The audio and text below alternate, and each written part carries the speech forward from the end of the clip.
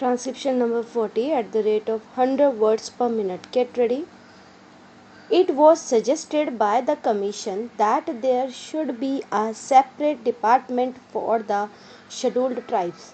This matter was considered in the conference, but it was generally felt that if the scheduled castes and the scheduled tribes are separated to be dealt with by different departments, there will be a good deal of duplication of work because two sets of officers will have to traverse the same area and more or less consider the same problems. It was therefore the unanimous opinion of the Conference of State Ministers that one department should deal with the problems of the scheduled castes and the scheduled tribes, and it was also agreed that there should be a separate directorate for the same.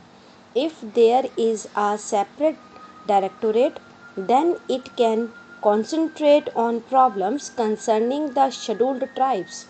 It was also suggested that this directorate, which will have to be set up in all the states and especially in states where the population of the scheduled tribes exceeds 1 million, should also look after the work relating to the denotified and the nomadic tribes in addition to, as I said, the work relating to the scheduled tribes. The conference was in favor of having tribes advisory councils to advise on the protection and development of the scheduled tribes in all the states and union territories, whether they have scheduled areas or not.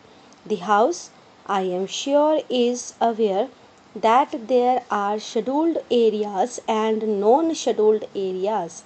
Even in the non scheduled areas, a large number of scheduled tribes live, but for the special programs, we have decided to concentrate on the scheduled areas first.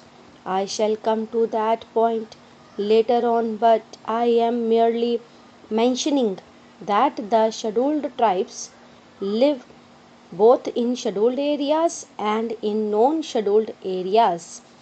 It was decided that wherever at present there is a combined reservation in the services for the scheduled castes and the scheduled tribes, separate percentages of reservation should be fixed by the state governments, and it was agreed that the state governments would instruct all local authorities like municipalities, panchayat samitis, zilla parishads, etc., to follow the policies laid down by them in regard to the representation of all scheduled tribes in the services.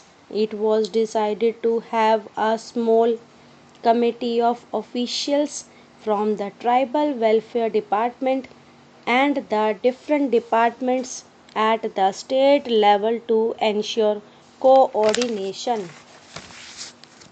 The conference also agreed that there should be a section under the Chief Secretary for evaluation of the tribal welfare program.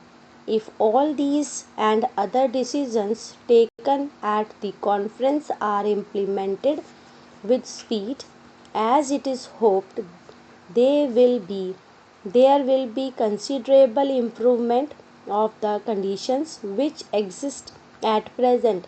I also want to mention, Madam, that we were told in the conference that this work was going to be entrusted to the Zilla Parishads and Panchayats, and some of the schemes which have to be implemented in the rural areas will be executed by the panchayats and the Zilla Parishads.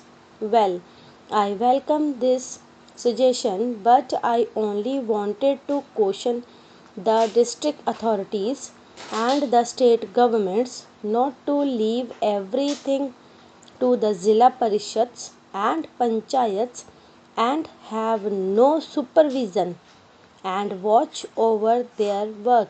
My fear is that because this will be a new work for them, they may be able to bestow enough attention to the problems or the schemes concerning the scheduled tribes. They will have many other things to do. So, it will be necessary that the district authorities should keep constant watch and they should function as the friend and guide of the panchayats and the Zilla Parishads. Madam, there are two major schemes in respect of the scheduled tribes in the central sector of the program, which are controlled by the Ministry of Home Affairs and on which the entire expenditure is borne by the Government of India.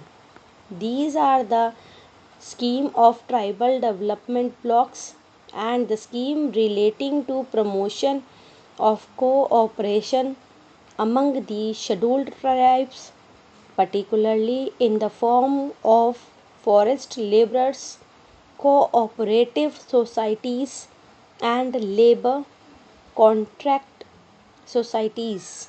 The Ministry of Home Affairs appointed a special working group on cooperation about a year ago, and its report is expected shortly.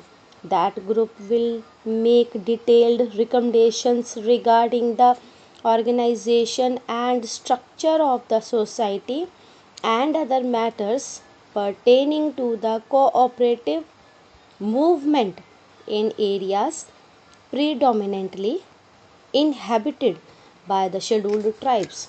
We hope that on the basis of the working group recommendations, it will be possible to energize and expand the cooperative movement in tribal areas and that the cooperative will become the effective instruments for promoting the economic development of those areas. The other program, which is the major one and in which a great deal of interest is being evinced by the tribal